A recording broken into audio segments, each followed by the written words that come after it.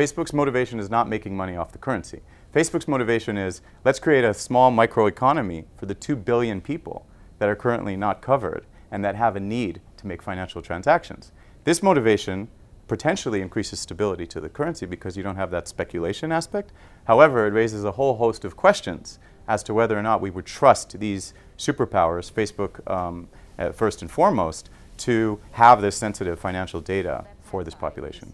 In many ways, it's an important phase in terms of where these things are going because there is that unbanked population, and that unbanked population should be banked, and there are a lot of problems that this will alleviate for this unbanked population, such as small transactions, foreign transaction fees.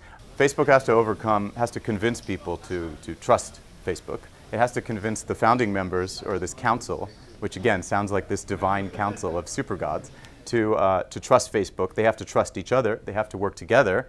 And then Facebook has to convince us that not only should we not worry about privacy concerns when we share stories or when we browse the internet through the social networking, but financial transactions are now safe as well. That's a very tall order. I mean, Facebook's infrastructure and technology will allow the currency to be more stable, will allow many more transactions per second, for example, will allow more stability.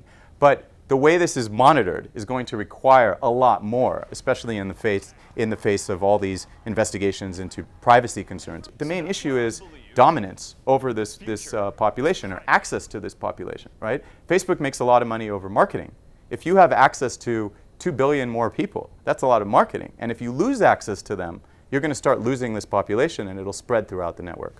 And I think what you really want is reliability and trust. And the bottom line question is Facebook the company that should lead the charge for a trustworthy financial system for the unbanked population, which of course they hope will grow beyond that?